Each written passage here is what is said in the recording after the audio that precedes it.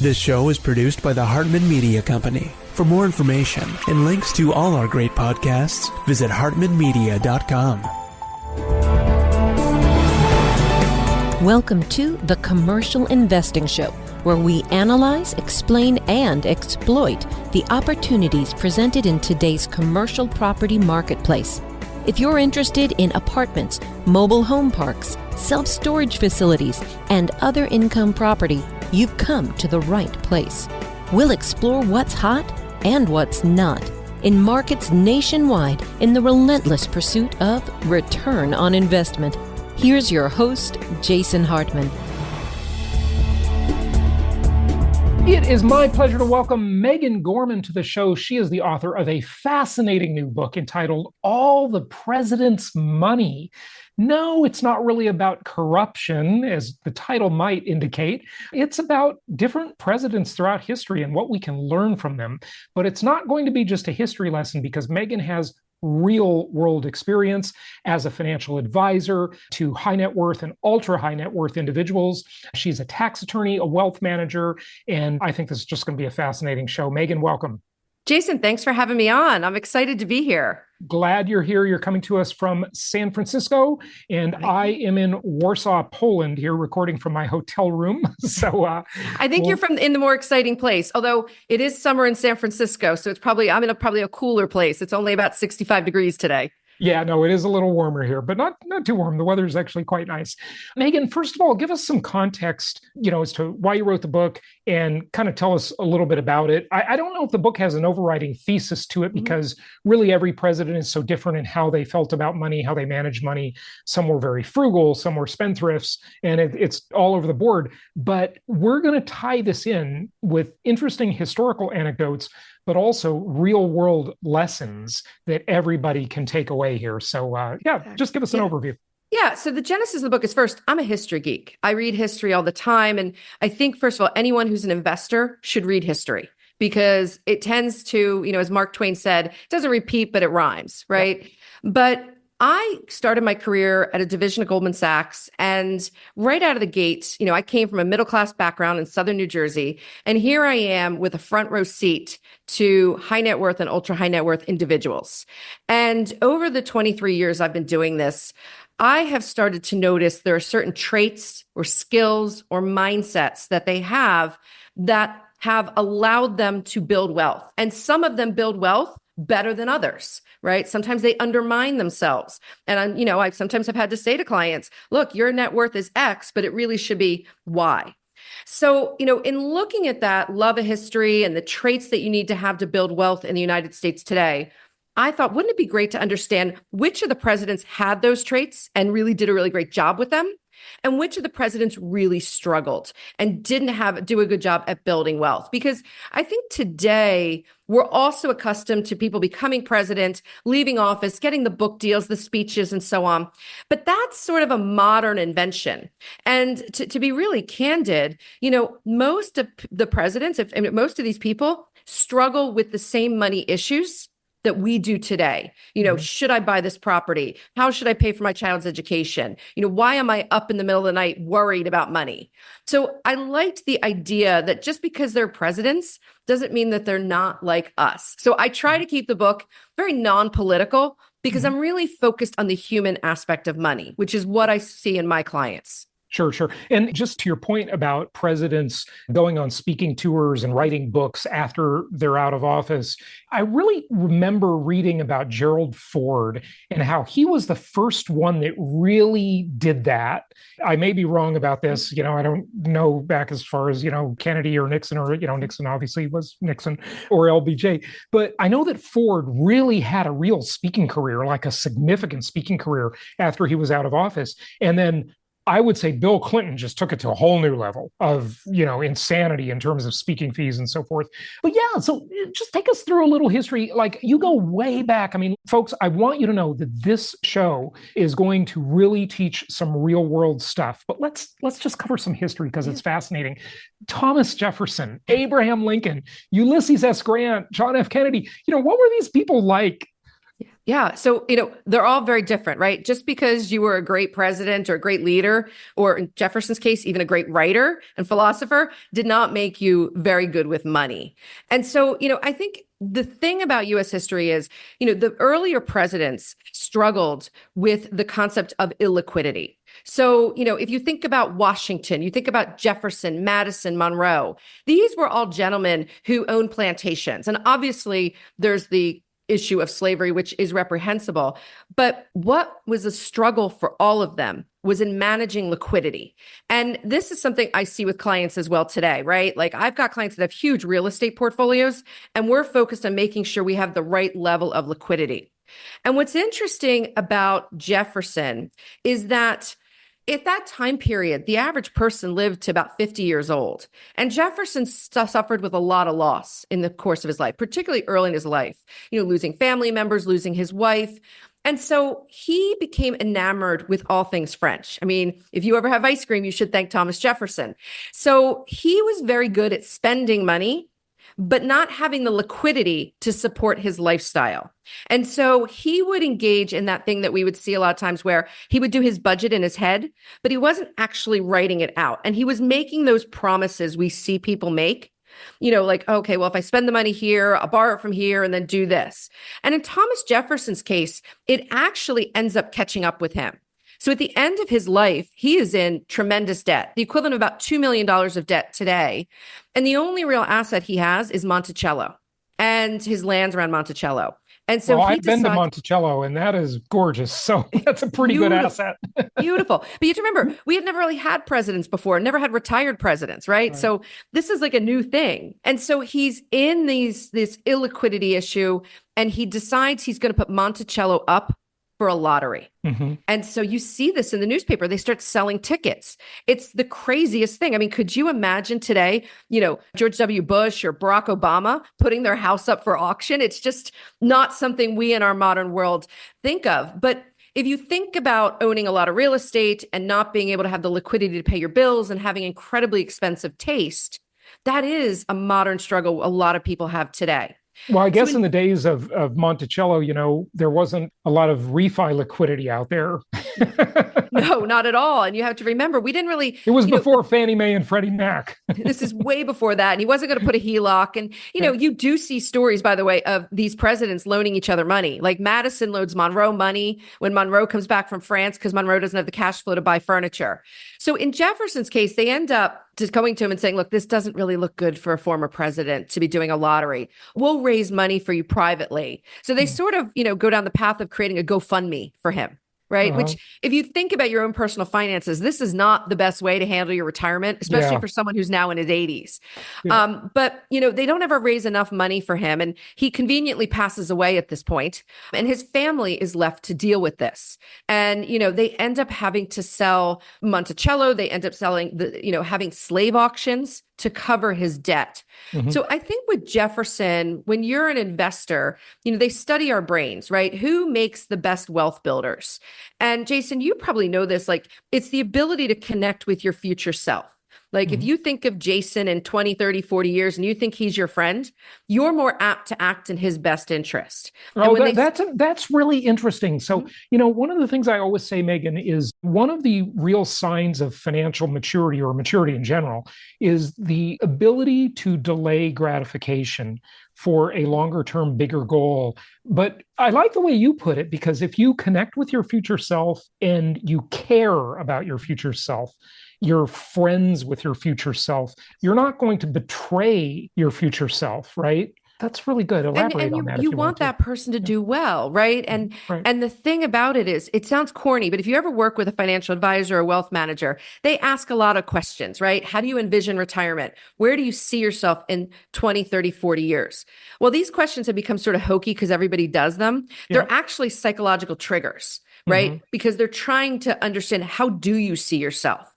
And so NYU Stern School of Business have done a lot of research on this, and they notice the brains light up differently for those who can connect with their future self than with those who can't. What do they put them in MRI machines and ask these questions? And they're scanning the brains. They're looking at the brain waves, where the brain lights up.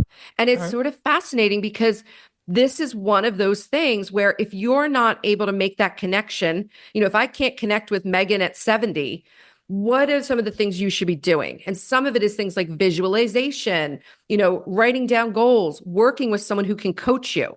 So it's fixable. And poor Thomas Jefferson, we didn't have wealth managers back in the day. You were hopeful to find a good manager to manage your plantation. So he didn't really have anyone to sort of work with him and coach him. And you think about how brilliant he was. And the fact that he missed out on this. And Madison and Monroe had similar issues.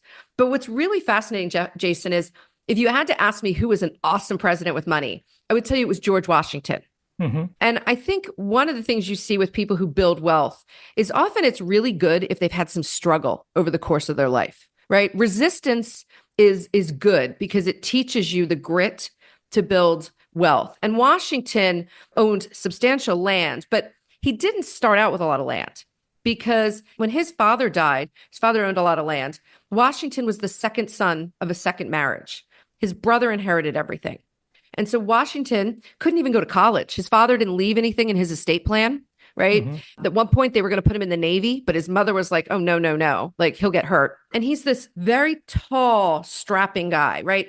In the 1740s and 50s, people were like 5'6", but he was 6'2".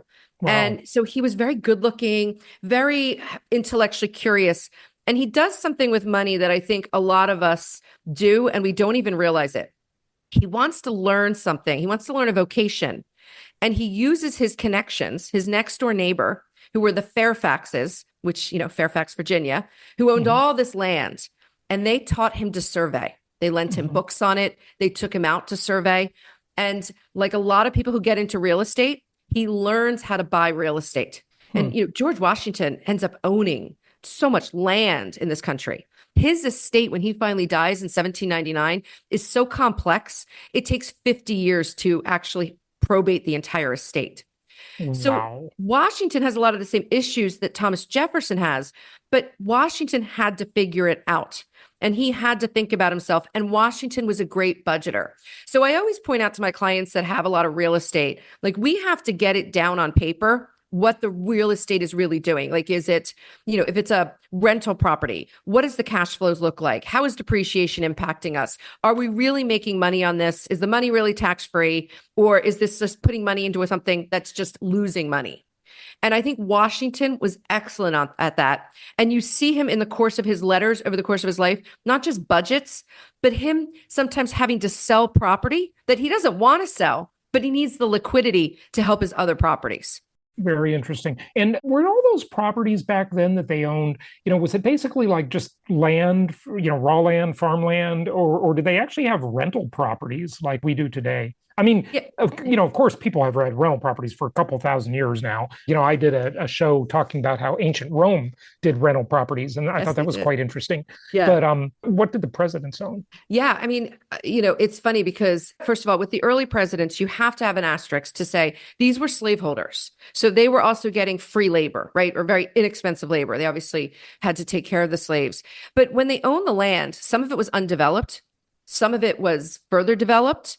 They were developing it for agriculture. And some of it they were leasing out to people, whether there were structures on it to live on, where they were leasing out land. They were trying to just amass significant portfolios of land because particularly in the South, that was how wealth was built. And, there was such a divide at that point between the North and the South because the Southerners were landholders and all struggled with illiquidity. So, Washington, he owned a lot of property. He was a landlord. He would sublet properties out. And you have to remember, he also, when he married his wife, Martha, she was a wealthy widow. And I will tell people, if you also want to build wealth, be like the presidents, marry up. Washington, Lincoln, Eisenhower, all of them married wealthier women John who knew Kerry, what to do with who money. Almost became president. Yeah. I'm sorry? John Kerry, who almost became president. John Kerry almost became president. Well. Yeah. It's an interesting phenomenon with money and wealth is that they tend to marry up. And Washington, in this case, married a woman who, by all accounts, was a stunning widow who had inherited money from her late husband, which was even more money than Washington had. So by marrying her, he got more land and greater wealth. Interesting. Let's jump forward, and then I want to get into some more practical stuff. But let's Yeah. talk about someone like John F. Kennedy. Kennedy, Kennedy's interesting He because was surprisingly frugal, wasn't he? he was, there's this Yeah. misconception with people with money that they don't worry and they don't Uh-huh. think about the bottom line. Yep. I will tell you, I work with a lot of people who, one, are always double checking, right? One, because that's how they made the money, right? By being very diligent. And Mhm. two, they do fear that people are going to take advantage of them. Mhm. And Kennedy's interesting because he was obviously in a family where they focused on wealth transfer. And his father had philosophy. And when I work with clients, we work a lot on, okay, what is the family philosophy? I've worked with clients who tell me we don't want any money to go to our kids. And then I'm working with families who are saying, forget the third generation. I'm trying to get money down to generations 4, 5, and 6, right? So Kennedy was interesting because his father set up trusts for him and his siblings. And so in a way, he didn't have to worry about money, but he was focused on it. He was focused on being frugal. And so as you learn about Kennedy over the years, there's a great story I found in the oral histories at the Kennedy Library from Lem Billings, his best friend. And they went to college together. And they would go in the summers to New York, and the hottest club was the Stork Club. There were beautiful women, there was champagne, and the Stork Club would do this crazy thing where they had these balloons that they would drop from the ceiling with little prizes in it. So what was expected is you would go there and order a bottle of champagne, bottle service.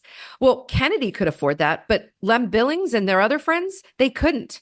So what they would do is they would buy a drink there, and then they'd say, hold our table, and they'd run down the street and go slam back some beers at a cheap bar and then come back into the Stork Club and finish their drink and slowly sip their cocktail. Yeah. And I can tell you, as somebody who in their 20s was in the New York City area, I did the same thing. When you don't have a lot of money, you drink very slowly. That's what all the college kids call pre-gaming. Exactly. So, but Kennedy's interesting with his frugalness because he had certain struggles with money and there's tons of books out this with better historians than me. But, John Kennedy and Jackie Kennedy didn't always see eye to eye on things. And she was much more of a spender.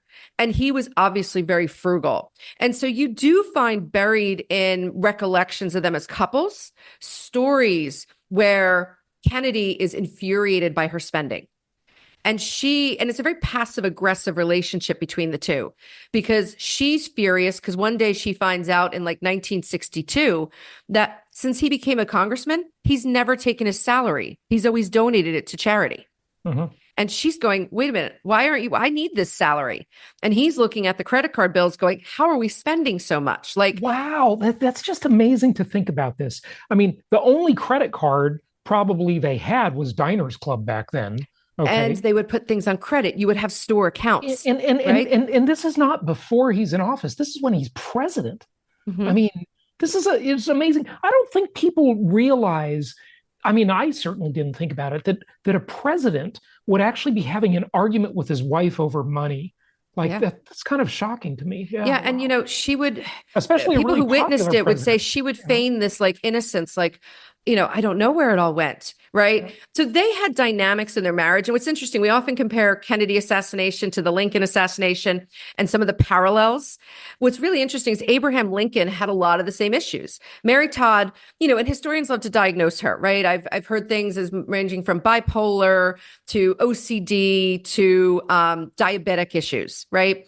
But Mary Todd Lincoln was a spender. And she would do crazy things. Basically, she would in one time, she went to a store in Springfield and bought there was a beautiful bolt of silk. And normally they would have cut some off for her to have a dress made. She buys the whole bolt because she doesn't want any other woman in town to have the same dress as her. Mm-hmm. And when he becomes president, now she's got access to New York City. In Kentucky, New York's a journey.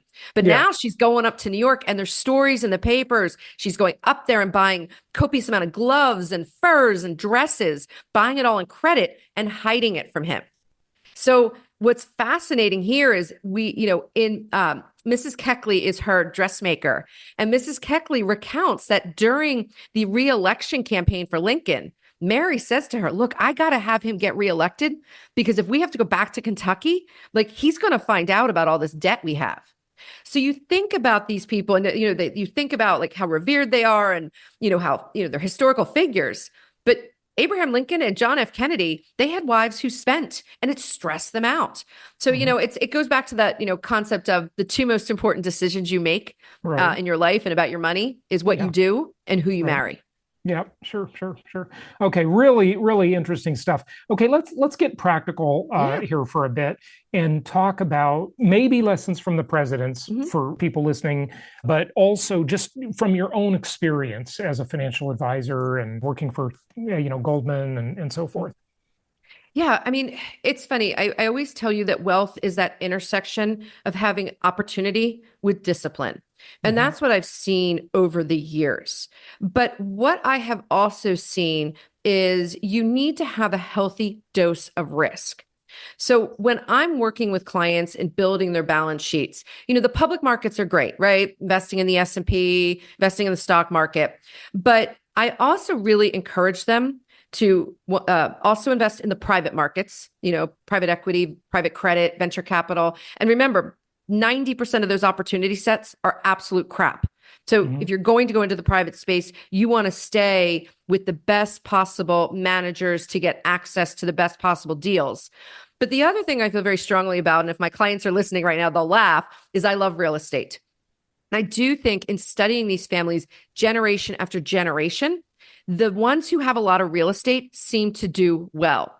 But if you're going to own a lot of real estate, like Washington and Jefferson, you're going to have a lot of illiquidity. And so what I really try to work with people is not just to think about it in gathering assets, but what does it mean for us in an income tax basis? And what does it mean for us for an estate tax purpose? And this is really important coming up because, as you probably know, Jason, at the end of 2025, the current estate tax law, as put into place by President Trump, will expire. And it will revert back to the law as it was under President Obama. So what that means is today, if you have, as an individual, 13.6 million or less in assets, you will not have an estate tax due at death. And for a married couple, it's combined just over 27 million. And the estate tax is due at the second death. But if we go back to the Obama era, it'll be roughly 6 million a person. Right. And if you think about that and you own a lot of real estate, there's a good chance if you're a single person and you have a lot of real estate, you may have an estate tax issue. So if you're going to own a lot of real estate or these more illiquid assets, and you feel strongly that you want to make sure that you can pass these assets down generationally, you really have to think through not just your income tax strategy, but your estate tax strategy. Yeah. Okay. So we're seeing some sunsetting. And so, some people will literally time their death. I mean, that's actually kind of true. I think people do that. Well, by the way, the one person who benefited of the Trump tax exemption was Donald Trump's kids, because Ivana Trump passed away with the higher exemption. So that was just by chance. You can't plan your death. But yeah, it's interesting who gets to benefit under which laws. But by the way, we should just mention, I did a show a long time ago, not on this show, but one of my other shows about home accidents and home health risk. And that was really fascinating. That's how a lot of people die. I mean, Ivana Trump died with a simple stumble down the stairs. Right. I think one of the things we don't talk about a lot, and I say this because I'm a Gen Xer, I'm in my late 40s, and I think everybody in their late 40s and early 50s are dealing with parents and aging. And, what we don't ever really talk about is one of the biggest, most dangerous things that happen as you age is UTIs, right? Because UTIs as you age cause confusion and cause falling. And so to your point, homes are really, really risky. And, one of the things a lot of my clients work on is, what home are we going to age in? We try to can we get the primary bedroom on the main floor? And here in California, what's been interesting is we have a new law regarding ADUs, right? Those additional dwelling units, because we have a housing shortage here. Right. And what I'm hearing a lot of people That's not going to solve the problem, though. It won't solve the problem because I'll give you an example. I have people doing ADUs because they want a house on the property that they can eventually put a caretaker in for when they want to age in their house. So yes, I agree. It's not going to solve the problem, but when the law is a certain way, you want to see, is there an opportunity set that benefits you? Yep. Yeah. Okay. Yeah. Good. Okay. So sorry to get off on the little tangent. No, I love this. Okay. So talk to us about the healthy amount of risk that you mentioned before, or risk taking. Sometimes the biggest risk in life is not to take the risk. I think that's a very significant thing. Maybe elaborate on that, or share some experiences from some of your clients, your high net worth clients. And yeah. I mean, look, I think with a lot of people, right? Risk is tough because it's emotional. right? We all wish we could be like a poker player, right? The best person in Risk and Presidents was Dwight Eisenhower, right? He was a poker player, very cool, calm, and collected. But for most of us, there's an emotional draw. So what I always tell people is, look, as you navigate things, the important thing is to have someone who you can talk to about it that is unemotional about your money. Where people are really good that I've seen in sort of taking risk is deciding what they're willing to put at risk. And what I mean by that is I work with a lot of corporate executives who are in publicly traded companies. We're holding millions in single stock positions, right? And that violates everything that is in portfolio construction. You're not supposed to have concentrations. But the thing I would tell you is great wealth is not created by diversification. Right. Diversification maintains it at a steady rate of return over the long term. It's boring and it's like watching paint dry. Right. You want to become wealthy. You need to do it by, having a business, owning a single stock position, concentration. Yeah. And concentration as I always say, diversification perpetuates wealth, concentration creates wealth. So depending on the stage you're in, if you're wealthy and you want to just be conservative and put it in neutral, hey, diversify. But if you want to create wealth, you need to do what Andrew Carnegie said, put all your eggs in one basket and watch that basket. Now I like the income property basket the best. And so what you can do is you can be all in that basket, but you can diversify your risk geographically. By being in different markets. And we say be in at least 3 markets, not more than 5. I like that rule. I like that rule a lot. That's a good rule. Yeah. And also, I'm a big believer in, if you're going to own rental properties, know where you're renting. So I was sharing with you before the call, I own a rental property, but it's in my hometown on the Jersey Shore. I know the rhythm of the Jersey Shore. I know how it works. You live in California, though. But I live in California. Yeah, trust me, I'm doing it from afar. But when you're from somewhere and you know the market, it gives you a little bit of, like, some people would say, buying a home on the Jersey Shore when you live in California is taking on a lot of unnecessary risk. Yeah, but the risk could be, the problem is with most of our clients is they live in these nicer or I don't want to say nicer, they're not always nicer, they're just more expensive markets. Correct. And you can never make the properties pencil in those markets. You got to be in the cheap markets for investing. And, what I always say is invest in markets that make sense so you can afford to live in markets that don't make sense, right? So, you live in San Francisco half the time and Corona del Mar, California, where I used to live half the time, right? And so you live in places that make no sense whatsoever, right? No, and I actually had an experience recently in my own situation, which, I think it's good to know when to fold them, right? So for a long time, when I moved out to California, my real estate story is interesting in the sense that in 2002, I graduate law school and my ex-husband and I take 10 grand and we buy a condo in Hoboken, New Jersey. Okay. And we had no idea, but it had parking. We didn't know how valuable that was to have a garage spot. And when Goldman moved me to Southern California 3 years later, we sold it and had doubled our money, which gave me the ability to enter the California market. But I had a great little house, the worst house on the best street in the villages of Corona del Mar. And if you know Corona del Mar, it's got these really cute streets called the Flower Streets. Yep. And the land they're in alphabetical order. Except there's 2 M's and 2 P's, and it stops after Poppy. So don't ask. I'm sorry. Go ahead. There's no Z street. Yeah. There's no Z's, even though there's zinnias, right?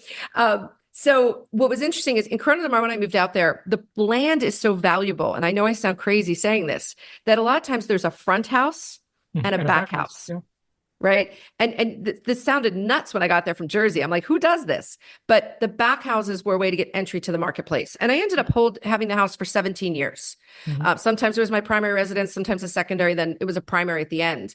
And people said to me when I went to go sell it, do you want to rent it? And I thought long and hard about it. And I penciled out the numbers. And I could not justify renting it. Yeah, they don't work. Because even though I could cover the expenses. But your rent to value ratio there is so out of whack. It's insane. Yes. You can never make those high-end markets pencil. And what's interesting, Megan, is I've been to 97 countries now. And I'm currently in Poland. And I was just looking at properties a few days ago with a couple different real estate brokers here and a real estate developer. The rent to value ratios here, they hold, the same rule holds pretty much worldwide. So a $1.5 million really nice condo here in Warsaw, Poland will rent for about $5,000 a month. Okay. And I'm converting all this to dollars, not zlotys or Polish currency. It's like that same rent to value ratio holds true around the world. Yeah.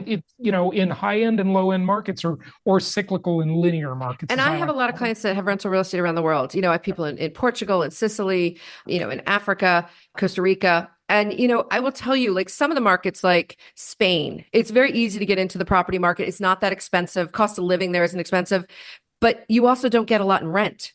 So it's not as great a situation. So I find the rental thing, you have to be incredibly selective to make it work. Now, where I've had people be successful, I'll give you an example. I have someone with a beautiful home in Park City, Utah. Yep. Park City is a great place to have a rental. It's a lot like I have people in Bend, Oregon, right? These are great year-round. We used to, 20 years ago, we used to sell properties in Park City. Okay. And just think about that, folks listening to me. Okay. Between about 2004 and 2008, we were selling properties to clients that were buying in Park City, Utah. You couldn't touch that today, and make it make sense as a rental. But back then, you could make that actually make sense as a rental. And the look ones what I happened. have there make sense. So the markets you think now today, they're just uninteresting markets, right? Just wait a decade and you'll change your mind. It's really well. Let me ask you this question, because I've watched people at Park City with Bend do incredibly well, 6 figures of rental income a year. We used to do Redmond, Oregon, Bend, Park City. I got a hypothesis. So let me run this by you. So Las Vegas likes to reinvent itself constantly. Right. It was at one point it was the family friendly place, and then it's a food city. And now it's trying to be a sports and entertainment city. Right. With the Sphere, with F1. I don't like Las Vegas very much at all, but Las Vegas was better when the mafia ran it. Probably. Now the corporations run it and they've screwed it up. but what I'm always wondering is, as this latest reinvention, when you're sports and entertainment, you're getting very wealthy people come in who want to stay in luxurious spaces. Yep. So the thing that I'm wondering, I've been kicking the can around in my head is Vegas the place where you buy a gorgeous condo that you rent out, which when you've got the F1 going on or the Sphere, you're able to get really good rents like you could in a Park City or a Bend or, to your point, Redmond years ago. And these are the things I think you have to kick the can around on to sort of pencil it out. I'm just not a huge fan of condos. Like the deal has to be so good to convince me to do a condo. I'm just not a huge fan. But I see what you're getting at. The thing I wanted to toy around with you with the real estate thing for a minute is, you mentioned Corona Del Mar, and now you're mentioning Vegas.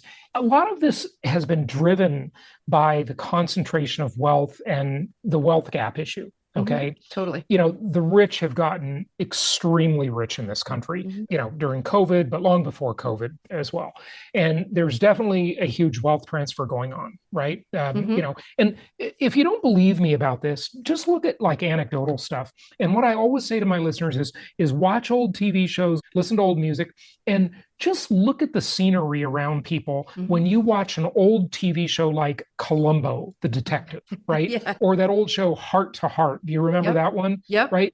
And that was considered ultra wealthy back then. Right. And compare that to what we call ultra wealthy today, which is insane levels of wealth today, right? I mean, it's just so different. The wealthy are so much more mega wealthy than they ever were, right? And so is that going to continue to drive these higher end markets and higher end properties? Is it going to maybe become even more severe, the wealth gap? I don't know. I don't think it's good for society. I'm glad I'm on the right side of that equation personally. Right. And a lot of my clients were helping them get there because the middle class is getting hollowed out, which I think is a very bad thing overall. And I'm sad to see it happen. And it's even happened in Corona Del Mar. And I'll tell you, one of the things that happened there is I remember in the 90s when they changed the law and they made it easier to subdivide the lots in Corona Del Mar. They had these little 100-foot by 35-foot lots. I think that's the measurements. Before, they were all R1. You could only have one house on them. And then they made it really easy. The city changed the rules and made it really easy to subdivide it and have 2 units. Okay. And when they did that, all the developers came in and started, knocking down the old beach house that was 3-bedroom, 2-bath, or 1-bath, and, built in the post-World War II baby boom, maybe. And then they built like 2 condos. Okay, that were brand new, and they made them really high density, and they went up, and all that stuff. And so it really moved the middle class out of there. And it became a much more expensive market. And so there's all these dynamics going on. But what are your thoughts with all of your experience, Megan, about are the rich just going to keep getting richer, or is that due for a change? What do you think? So I think a couple of things. You've asked a bunch of questions there. So Yeah, let me I'm the start king with of the compound Oh, questions. it's okay. It's Sorry. okay. I think I got them all in my head. So I think the first thing I would say is in writing my book, my biggest takeaway was that the American dream is still alive. It is so much harder to achieve it today. Right. I mean, in 1910, Calvin Coolidge could have built a house for $6,000. Right. That's still Yeah, only but adjusted for inflation, $6,000. Well, probably still a lot less than today. Under $100,000, right? Yeah, okay. So that was possible. Richard Nixon went to college for $280 a year in 1930, right? So you think about this, and then you think about what's happened today. We're not adjusting our institutions the right way in order for us to achieve the dream. So when you ask me these questions, I think the bigger thing is I don't mind people growing wealth in this country. I think that's part of the American dream. I want more people to have a shot at it. So the challenges we have today, right, is if you're self-employed, getting a mortgage is a nightmare. What's more American than being an entrepreneur? But by the way, we won't let you buy a house, so we're going to make it really difficult for you to get access to capital. So why? Why is it that way? Why is it we have to put 20% down? That's a rule from like the 50s when banks didn't have much recourse if they had to take a house. So some of the challenges, I think, is... Oh, so you think the down payments are too high? Okay, let me say this. For me, with where I am in life, I think it's appropriate. Okay. If I'm a 25-year-old trying to get in the market for the first time, I think we need to work on how banks work with them. I think we have to work on how the tax code handles them. I'm a tax attorney, right? I do think certain incentives to help those guys get in, because you and I know once you're in the game, then you can move around. Right. But if you can't get in the game, it's hard. And we're 5 million housing units short in this country. Yeah. So to your point, if you have means and then, and you're able to go in all cash, you are going to get a bigger piece of the pie and really build wealth. We need to think about, okay, keeping those guys having the access to do what they want to do, but how do you get more people in the game? And that to me is the biggest challenge. So I think the answer to that question is you incentivize the developers, not the buyers. We have enough demand. We have not enough supply. You need to make it easy to build more houses. That's where it has to be on the supply side economics. But if you're a developer, like we talk about Corona Del Mar, right. They're buying these old houses. Like there's one up the street from me, amazing views, great location, and they're going to buy it and scrape it. But to justify the resale cost, and this is happening across the country. I see it in my hometown of Cape May. I see it everywhere. They have to put the houses on it and make them so big to justify the cost. Right. And so part of that is that's some of the issues. It's because the land value is so high. That's what's driving that. Right. Yeah. It's funny. I always say one of these days I'm going to take my little nephew down to my rental house in Cape May and say, the house is worth nothing. It's all about the land. And that's where the value is. So I think we've got to reshape some of this in terms of behaviors and how land can be treated, how to get people in, how to get people to get access to capital. Yep. Right. And I think realtors have been part of the issue because I just went through this last week with a client. When my clients go in to buy a property, we go in all cash because we have 90 days to put a mortgage on to keep the mortgage indebtedness deduction on the tax return. So the real estate world is telling us when you get 2 bids, and this happened when I sold my houses, when you get an all cash bid, you're being pushed to take that because it's a sure thing. And so if you're a 25-year-old trying to get in the market for the first time, how can you compete? Yeah. So the competition isn't fair. And I think the best way to go about this... Of course, we could go into the institutional investors. RFK's made quite an issue of that. But anyway, go ahead. That's a rabbit hole. I think a couple things. I think the tax code is often the best way to create a better sense of fairness. And, the tax code is weird. We focus on low-income people, and then we try to take everything away from people who have tons of money.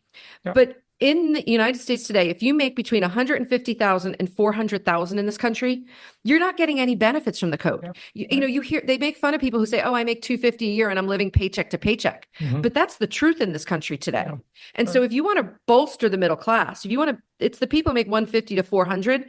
How do you give them incentives? How do you give them tax breaks that can really allow them to get in and wealth build? Make a suggestion or two on that. Like, what would they be? What would it be? So first of all, I think one of the things that we really have to change, and I mentioned this to you before the show started, is the way a sale of homes worked is you used to roll your gain into your next house. Mhm. And in 1998, they changed that and they gave each of us an exemption. So if Right. it's your primary residence 2 out of the past 5 years, Yep. you would get 250 for singles, 500 for marrieds. Correct. We've never indexed that, Yep. right? People are making decisions not to move Right. because they know they're going to pay tax Yeah. because And they're that's above the constricting. exemption. What's interesting, we talk about the mortgage lockdown effect a lot, but that tax policy is also constricting inventory and supply. Yes. And so, people, and Prop 13 in California does that too, which I, think Prop 13 is good in a lot of ways, but it also causes inventory to remain off the market that would come on the market. I think one of the things that most people hear about the estate tax, right? They think, oh, it doesn't impact me. But there is one thing with the estate tax that's so incredibly important. And depending if you're in a community property state or a separate property state, it's the step up in income tax basis. And it's one of the most powerful tools we have, right? So what I mean by that is if you bought a house for $100,000 and on the day you die, it's worth $1 million, your heirs inherit it with the tax basis in California, because it's a community property, at $1 million, right? Depends on separate property states if you own it with someone. So that's great when you're inheriting because the Right. basis steps up to market value. So, but here's the thing. Most people don't always know that rule. And there have been times when they've been kicking around the estate tax rules that they've said they want to get rid of that. Right. The exemption is the exemption. And if you are going to have a taxable state, you work with people like me and I can help you, right? But losing the step up or that risk of that when they go and look at the estate tax law, that's a big problem for real estate owners. And people should stay on top of that and really encourage, your representative or your senator to know that the step up is important to you. But I think, when you ask me what I would do is I think that some of this has to be, how do you incentivize people? How do you incentivize people to improve your home, sell your house when it's up to move into another house? And I think we got to go back to Schedule A of the tax code. The Tax Cuts and Jobs Act, which I think is the biggest misnomer because my clients all had tax increases. Nobody got a tax cut. But losing the state and local tax deduction for things like real estate taxes was a really painful thing. So a lot of people who used to be able to itemize because they had their mortgage interest, they had their real estate taxes, their state taxes, are now taking the standard deduction. And I'm from the great state of New Jersey. New Jersey, if you live in a nice neighborhood, you have a lot of property taxes. That's hurting people. And so not getting more of a benefit from that, that's injuring the middle class. So I think the thing is, we need to stop seeing the IRS and the tax code as our enemy, but see it as a tool to drive the ability to protect certain things like the middle class, to get new buyers in. And we really need to think about banks and how they operate. And obviously we don't want, remember the scene in The Big Short where they're talking about ninja loans, no income, no job loans. Right. We don't want those types of mortgages. But if you got a young couple trying to buy their first house and they only have, 10% to put down, or they're self-employed, we've got to stop making it so arduous on them. Mm-hmm. Yeah, that's it. And then the last thing I'll say, Jason, before I get off my soapbox is, right. Well, the reason they do that on the self-employed is because they want you to pay your taxes. That's why the system is a circular system. But go ahead. Yeah. No. The self-employed thing is difficult because you're self-reporting your income. Yep. But banks, when you go in as a self-employed person to get a mortgage, it's almost like they don't believe you. Like they want to see your P&Ls. Yeah, of course. And there's a lot of businesses in this country, people who have like a solo small business, they're not keeping the best books. Right. Yep. People are not good at some of the belt and suspender stuff of personal finance. Mm-hmm. So, it just is hard to get qualified. And like, I know people where when they finally get qualified, they have to pay a higher interest rate. Yeah. But I think the other thing with real estate that is concerning, and it's a crisis coming at all of us, is the home insurance issue. So if I could be anything today, I'd want to be a roofer in California. Every client of mine is do new roofs on because they're desperate to save their home insurance coverage. I have people who before were paying $4,000 or $5,000 a year in homeowners that are now paying $15,000 and are being moved into the California Fair Plan to get coverage. So this is important as real estate investors because it's getting harder to maintain your property. And the states are not stepping in to protect us. Whether it's California, Florida, Massachusetts, Texas, North Carolina, we're all struggling with this issue, and it's going to make being a real estate investor a lot harder. Yeah, but the thing is that ultimately landlords and corporations are just pass-through entities. The tenant ends up paying the bill for that. Mm-hmm. So if the landlord has to improve their property, or if they have to pay higher insurance, they don't pass it through immediately, but it does get passed through, and it just means higher rents ultimately. Otherwise, fewer landlords or fewer investors enter the market. There's fewer landlords, there's less supply. And we have that problem. I mean, the thing is with all this stuff is everybody panics about higher insurance or higher mortgage rates or whatever. But all you have to do is lag everything by 2 years, and it all starts to pencil again. It's just the waiting period for the 2 years before things, when they're imbalanced, they all balance in a couple of years. Right. A lot of people. But let me ask you this question, right? Because like you, I love real estate. I have assets, and I get that, right? I can pass it on to my tenants. But like, there's that struggle of, okay, I want to make sure I'm good as a landlord and able to make money. But then there's that struggle of, I also want others in the United States to be able to be financially successful. To me, the middle class, that center, the ability to have a strong middle class is when America does best. I agree. Right? And we're seeing them get eroded away, and with rents going up, it makes it harder. Read the book from years ago that I've been recommending for 20 years, Lou Dobbs' book, War on the Middle Class. It's fantastic. Yeah. Go ahead. Yeah. And he was right. Yeah, he was right. And so this is where it's like, how do you find that balance? And one of the things that frustrates me about the divisiveness of this country today is, I don't really, they're both extreme, right? We got to go towards the middle, because we need to come up with solutions to help people feel that they can build wealth, make the American dream, pay for college. And there's just a lot of things that the systems today that don't make sense, that did, when they first gave 501c3 status to colleges, right? Tuitions weren't what they are today. Or Section 230 protection to big tech companies. One of the major problems in this country is these goddamn iron triangles.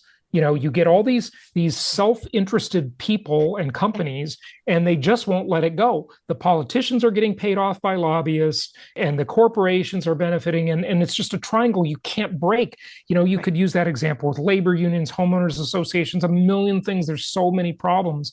It's just terrible. It really and going is. Back to my book, right? What was really striking to me is how many of our presidents were born poor, or, didn't have a lot of money, not middle class. I mean, Jerry Ford talks about growing up with not a lot of money. Richard Nixon. Well, same with Nixon, yeah. Yeah, I mean, Nixon, Whittier, California. His dad owned a gas station and a fruit stand. I've been to his little house at his library. Yeah.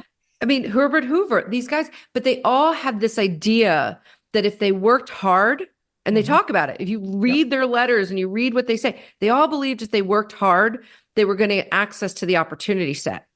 I don't believe people today have the same belief. And I think you're completely correct. That iron triangle is making it so difficult to have belief. And that's what's so frustrating. I mean, the fact that tuitions are $90,000 a year, it's crazy. And that's because the government insures student loans. If they would stop doing that, the tuitions would fall to where they should be, and the market. But the student loan people have lobbyists, so it's like that vicious circle. It's awful. And why is it, to your point earlier, Megan? Why is it that it's so hard for a 25-year-old to get a home loan, yet it's a cinch for an 18-year-old to get a student loan for the same amount of money?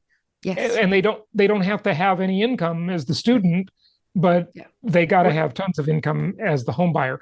But I'll tell you something, the good news is this, okay? For all the millennials and the Gen Zers, okay, you've got, and I know you've analyzed this when you worked at Goldman Sachs, I'm sure you did, and as a wealth manager now you do, they've got about $85 trillion in inheritances coming their way, okay? So that is the biggest wealth transfer in world history coming at them. It's almost equivalent to the GDP of the entire planet, the entire human race in 1 year, coming at millennials and Gen Zers as that wealth is passed through the generations from their parents down. So that's one thing. The other thing is the technologies we've access to nowadays make it really easy for people to start their own business, easier than they ever could before. And the upside potential in what they can do and what they know and their access to information now is absolutely staggering. So probably for most people, you shouldn't bother going to college. It's a complete ripoff. If you're going to be a professional, you got to go to college. So there are cases where it's needed. But if you can just self-educate, if you're going to be an entrepreneur, you probably, that's your best plan. Get some internships and learn that way. The Abraham Lincoln, George Washington route, right? Yeah. Well, I don't know. Tell us. Yeah. No, Lincoln, we had 12 presidents that didn't go to college. Yeah. Lincoln, Washington, Truman, right? All of them, they couldn't afford it. Yeah. They could not afford it. And back then it was cheap. Right. I mean, Lincoln arguably, could have tried to find a way to get into Harvard. He was brilliant. But part of it is, it's the grit of figuring it out. And part of it is the self-education, right? The constant learning. And that's the thing you learn. I'm willing to make I'm not saying it's going to happen in our lifetime, but I think the US will have a president again who didn't go to college or didn't finish, because we're starting to see data. Pew Research Center came out with a study. Like 1 in 4 Americans don't find a college degree important anymore. That's a big deal. That has changed over 20 years. Right. Because when I was young and you were young, Jason, not that we're not young now, but when we were growing up, we were told you had to go to college to get a good job and good salary. Yep. And today the mindset you have to have is going to college going to help me grow net worth? No, people are rejecting it. And listen, college would be fine if it was reasonably priced. Okay, I would say everybody should go to college if they're paying, $1,000 a semester. But it's absurd. The whole thing don't give them 501c3 status, right? Yeah. Oh, I agree. Why should they be nonprofits? Why should Harvard or any of these schools have these giant endowments? It's absurd. All of these colleges are just hedge funds. Yes. They're the biggest landowners in any of their towns. The college owns more real estate. They're investing in all kinds of stuff. They're hiring brand managers and companies to promote their athletic teams. They're scoring patents and trademarks. Yes. This is insane. It's a racket. And look, by the way, if they want to be a diversified they're not business, supposed to be businesses. Right. Okay? But if they do, then we shouldn't give them the tax exemption. And of course, it's okay.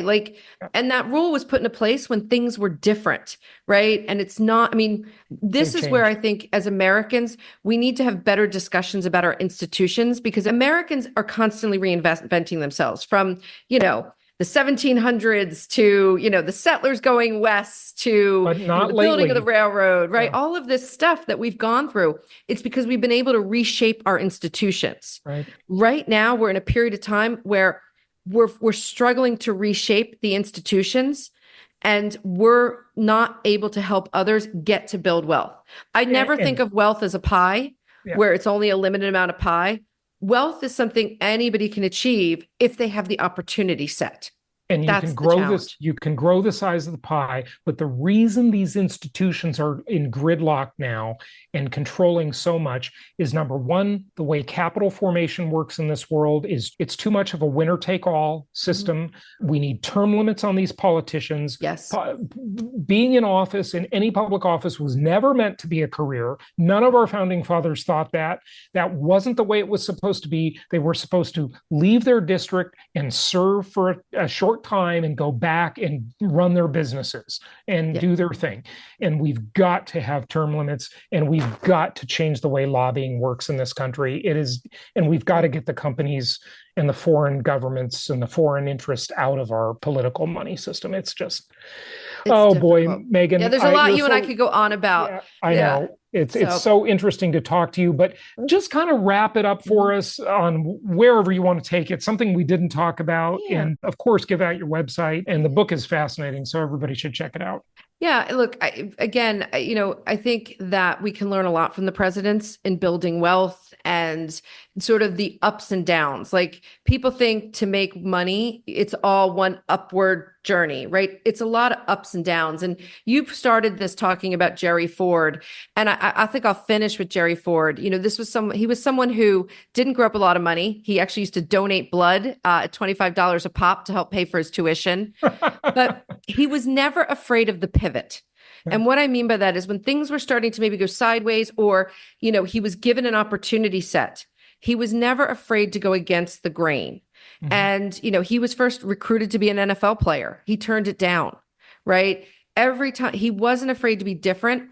And then in his finances, he struggled paycheck to paycheck till he left the White House. Mm-hmm. And the reason he ended up monetizing is he said, and I have it in an oral history, he was like, look, I'm a capitalist, God damn it. I'm going to go make some money. Yeah. And he did a bunch of different things, took on speeches, built real estate, got on corporate boards. But he also made mistakes at times. He did a series of medals with the Franklin Mint, and people were like, oh, that's very gauche, right? Mm-hmm. And so he wasn't afraid when he started to fail to pivot away from it.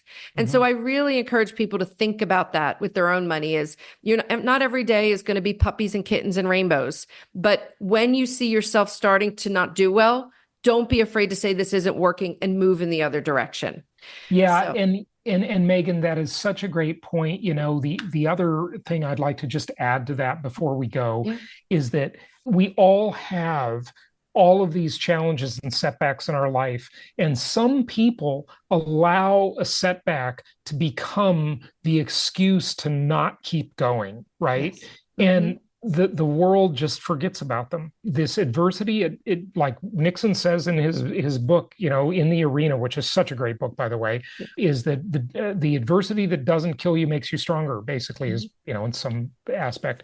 And just the power of momentum, of keeping going, of just every day getting up and doing the work, it just has this incredible effect on the flywheel of your life. So I really encourage people to look at it that way. And it's when you study luck, right? Luck is not something that's whimsical that happens. You realize it's about consistency.